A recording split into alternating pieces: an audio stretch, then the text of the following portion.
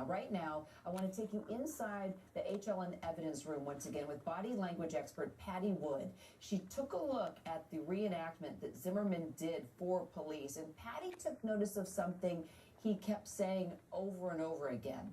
Let's hit play. But around here, to be honest with you, I don't remember exactly. Okay, stop again. Okay. To be honest with you, he says that a few times. Now, people do that in everyday conversation. Until he gets to this part, as he's reenacting right before the It's not as confident. It's not as confident, and I will say, in deception detection, typically when somebody makes a really big point of says, let me be honest with you, or to be honest with you, They're not being honest. They're not being honest. You know, I can't say that it happens every time, right? But he uses that phrase about 3 times in a 3-minute period. All right, let's take a look at another part here. Listen to Zimmerman talk about the fight with Trayvon. Go ahead and hit play. I stumbled, and I fell down, and he pushed me down. Somehow he got on top of me. On the grass or on the swing? It was more over towards here. I think I was trying to push him away from me, and then he got on top of me somewhere around here. And Stop. Okay. A couple of things that are interesting here is, again, he said, you know, he batted him away, but he doesn't say at any point he was trying to get away from his attacker. He doesn't show with his body language that he was trying to fight him. I was trying to push him away. I was trying to get out of there.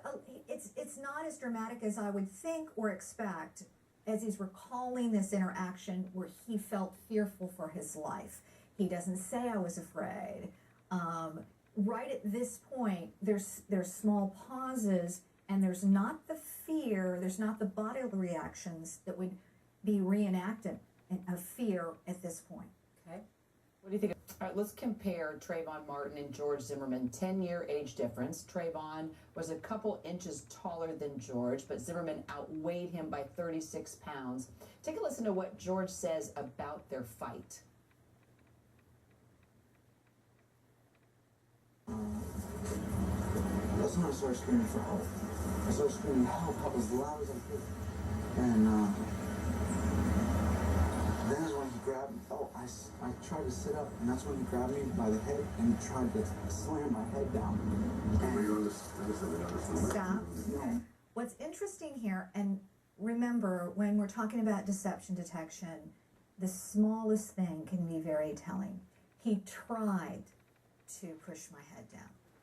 So a moment later, he talks about it happening, but it's interesting that as he goes into it, there's this long, did you feel and hear those pauses as he's trying to think about what's happening? Yes. And why did he say tried to at that point? When he's not talking about resisting or anything, it's just sort of odd. It's just not, again, not quite right. So it's not interesting. Gene, what do you think? Patti's book is called Snap, Making the Most of First Impressions, Body Language and Charisma. And beginning Wednesday night on After Dark, Benny Politan sits down with Trayvon Martin's dad, Tracy. The topics: losing a son, what he thinks happened that night, and the impending trial.